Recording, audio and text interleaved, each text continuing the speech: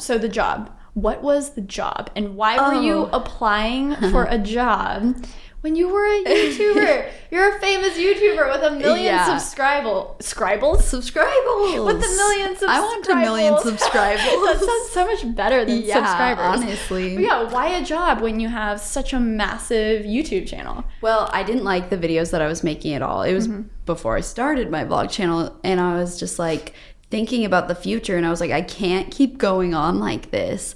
And I've never had a job in my life other than YouTube. I've never worked for someone, which is kind of crazy. And like when I tell people that, they are like, must be nice. And I'm like, okay, I'm sorry.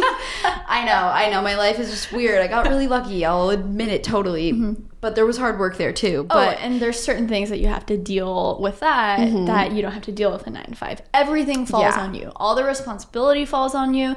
And especially when you are a 13, 14-year-old and 18, 19-year-old and you're dealing with those pressures, that can be a lot. Yeah. And I think that was sort of the thing. I was like, I've never had a 9 to 5 job. What if I really like that? I'm sick of always having to fix my own problems. Like, oh, if I'm not getting views, I can't go to someone. What do I do? Like, I just definitely can't go to YouTube and ask. No, you sure can't. Nope. No communication on their end for anything. Nope. But yeah, so I was like, I just want to get like a real job and see if I like that. And it was in video production. It was just an internship with the Seattle Mariners. It's because I love baseball. I was like, I love video and I love baseball. Why don't I mix the two? Yeah. And I remember it just, everything about it like felt so right. I had applied. So I was unhappy living in LA, but I had never really admitted that I wanted to move to Seattle. So I thought of every excuse kind of to move to Seattle, like low key, I guess. And so I remember I had looked up internships before, but not in a long time. And one day I was just really annoyed, I think, at my sister, and I just didn't want to be in California. And I was like, I'm just going to search Mariners like job opportunities. And I saw the internship, and I think the day was like February 18th or something. And it was like 3 p.m. And it said like February 18th is like the last day to submit an application at like 4 p.m. So I had like an hour, and I texted my best friend. I was like, should I apply? Like, oh my gosh, should I do it? She was like, yeah, just do it.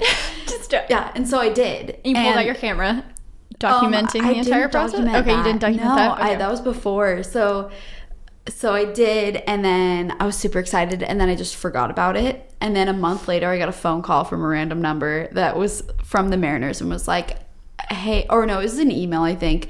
It was like, we want to have a phone call with you and an interview. And I was like, I completely forgot about this. Oh my gosh.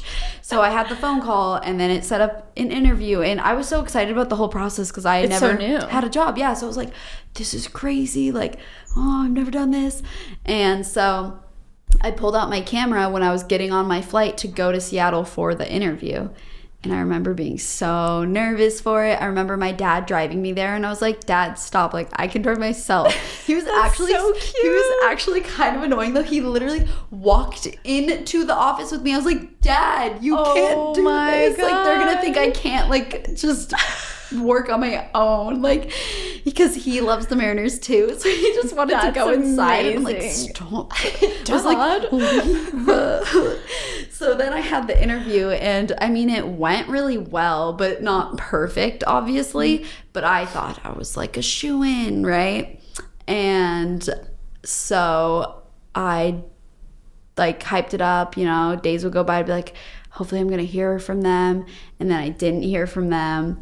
And then I just wasn't expecting that. I started vlogging because I thought that I was going to get that job. I thought I was going to have all this exciting time of moving to Seattle. Right. And then I was like, oh, I didn't. What now? Did they just never get back to you? They did, like, after the baseball season had started. I'm like, well, I didn't get the job. Thanks a lot. Well, the joke's on them, because now you have millennial life crisis. And I feel like it's flourishing. Yeah, it's like, everything's supposed to happen. No, I hate that saying, but like. But no, I think it's true. And it's funny, I think 6 months ago or something, I was in Santa Barbara for a vacation. whatever vacation means. I tried. It was good, but we got some good content, so it made it fun. And I kind of had a freak out because that YouTube is so up and down. And one week you could be on the top of the world. The other week you're like, wow, my views are half what I got last week. And you're like, all your happiness kind of goes back to your work. And if you're not doing well, you're like just in a bad mood no matter what. And it's not your fault. Because usually when you're a YouTuber, YouTube really is your entire life. So when all of that is wrapped up into thousands of people watching you, if half of those people have a busy day and decide not to click on your video, then you feel that. You feel that weight. And there's so much of a pull in between quantity and quality. And you're someone who I feel like we can relate to each other because we've had things on YouTube to do really well, but then we also have this passion to do something more and to create that stuff that maybe for the majority we're behind the camera. And now that we have something on YouTube, that's kind of scary to do, right? Because people are there for your personality and they're there for other things, but they like you, they like Monica, they like Sarah. And so sometimes it's scary to do that stuff. And 6 months ago in Santa Barbara, I was like in an Airbnb restroom, like on the phone with my mom, like crying. And like, I don't want all of the responsibility to be on me. Like I was legit thinking of going to do a full-time job with like this New York City startup. And so I was like, oh, that's fun. I love the business world and I love connecting to creators, but that pressure can be a lot sometimes. And so I legitimately was about to like go have a full-time job, like a 9-to-5 at a startup. And I don't think I've actually ever told anyone this. But just something happened that next week when I was like about to do it. And I was like, I'm so obsessed with the process and the climb. And I think sometimes I have to recognize that that is fun for me, but sometimes it gets so much. And I was like, if I was at the mercy of someone else, that I would be so much more miserable, you know? Because I love being my own boss, but it can just get so much sometimes. And you know, there's those moments where it would be nice to just work for someone, you know? It's so... And clock out. And then go watch Netflix for 4 hours. And not feel guilty about, like, not doing something. But then you kind of have to reevaluate and be like, oh, wait, is that me? Is that truly me? And so that's... I kind of had a moment, and then I came back to, okay, everyone has ups and downs. It's just sometimes maybe our downs are more intense just because it's all on you. And then you have the pressure of other people and the comment section and all that. But it can be a struggle. And I think for any creative person, whether, you know, you're doing YouTube or you're just like a DP on a film, or maybe you're just getting, starting out with things.